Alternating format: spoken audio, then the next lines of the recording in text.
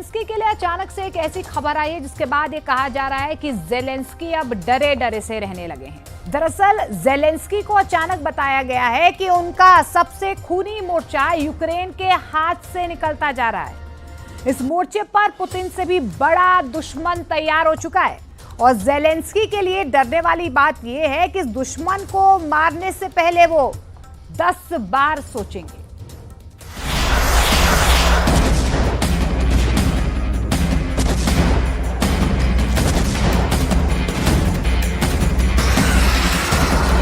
Zelensky को पता है बुरी खबर आने वाली है। ज़ेलेंस्की को पता है उनसे बहुत बड़ी गलती हो चुकी है। जब ज़ेलेंस्की रूस के अंदर घुसकर ऑपरेशन कुर्स्क को कमांड कर रहे थे, तब यूक्रेन के एक मोर्चे पर आखिरी कील बनकर यह खबर दुनिया में वायरल होने लगी। ज़ेलेंस्की समझ गए कि मामला बगावत का है।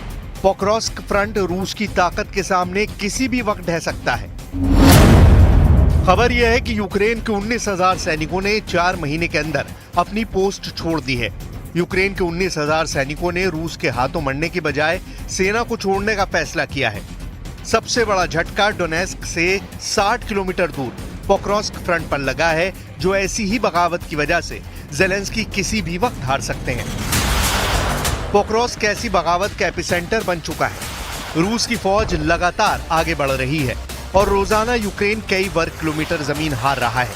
पोक्रोस्क में लड़ाई इतनी खतरनाक हो रही है कि वोलोदिमीर ज़ेलेंस्की सच सुनकर बहुत ज्यादा तनाव में है। उन्हें बताया गया है कि पोक्रोस्क में रूस के एक सैनिक को मारने के बदले यूक्रेन के 10 सैनिक अपनी जान गंवा रहे हैं, यानी 10-1 का अनुपात है। और यही वजह है कि पोक्रोस्क में ज़ेलेंस्की का मोर्चा लगातार कमजोर होता जा रहा है। पोक्रोस्क का फ्रंट बता रहा है कि युद्ध में यूक्रेन के एक सैनिक के मुकाबले पुतिन के 10 फौजी लड़ रहे हैं। पोक्रोस्क में यूक्रेन के एक बटालियन कमांडर कर्नल दीमा ने बताया कि वो 800 सैनिकों को कमांड कर रहे थे। इनमें से अब ज्यादातर मर चुके हैं या घायल हैं और अब उन्होंने भी तय कर लिया है कि वो फ्रंट पर नहीं लड़ेंगे। कर्नल दीमा के अलावा 6 और लोकल कमांडर हैं जो ऐसा कर चुके हैं। Була сьогодні доповідь головкома Сирського, особливо Покровський напрямок.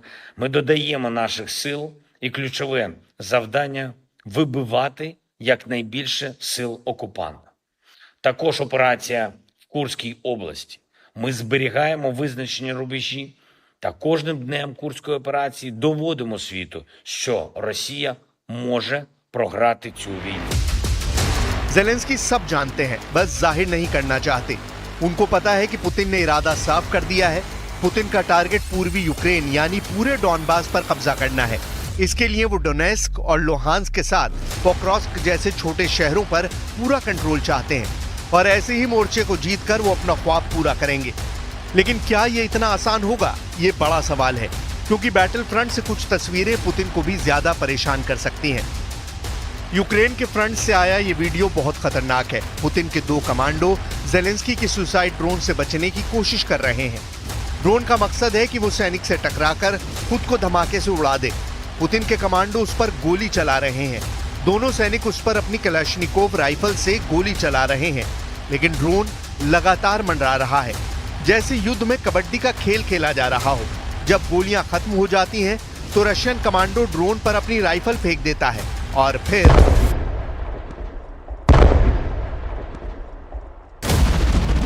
रूस के सैनिकों की हिम्मत देखने वाली है। और यह भी वजह है कि पोक्रोस्क को जीतने के उनके जज्बे के आगे यूक्रेन कमजोर साबित हो रहा है। ऐसा ही एक और वीडियो रूस के सैनिकों की हिम्मत भी दिखाता है और बदकिस्मती भी साबित करता है। इस वीडियो में रूस का एक जख्मी सैनिक जान बचाने के लिए भाग रहा है और उसके पीछे पड़ा है ज़ेलेंस्की का उड़ता यमराज। जी हाँ, FPV ड्रोन। इसमें लगा है बम और उसका टारगेट है रूस का ये जख्मी फौजी। ड्रोन उससे टकराना चाहता है और फिर फटकर उसकी जान लेना चाहता है। सैनिक भागता रहता है, ड्रोन उसका पीछा नहीं छोड़ता और फिर ऐसा होता है कि रूस का सैनिक उस ड्रोन को हवा में ही कैच कर लेता है। वो हैरान रह जाता है कि ड्रोन नहीं फटता। वो ड्रोन को लेकर भागता रहता है, किसी तरह अपने इलाके में पहुंचने की कोशिश करता है। वो थक जाता है और लड़खड़ाने लगता है। तभी ड्रोन उसके हाथ में रहते हुए जमीन से टकरा जाता है। अंदाजा लगाया जा सकता है कि युद्ध में एक सैनिक के सामने कैसे मौत मंडराती रहती है और उसे तड़पा तड़पा कर मार डालती है। यही युद्ध का अंतिम सत्य है, चाहे वो यूक्रेन हो या फिर गाजा या फिर कोई और वॉर जोन। Почти 1000 километров,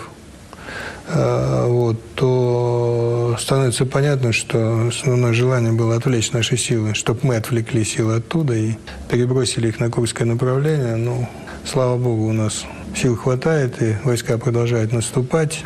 Есть очень и очень существенный момент – это Курск. जेलेंस्की को लग रहा है कि अगर पुतिन पर कुर्स्क में ज्यादा प्रेशर बनेगा तो पूर्वी यूक्रेन में जो दबाव उन पर बना हुआ है वो जरूर कम होगा। लेकिन पुतिन ने तो कुछ और ही ठान लिया है।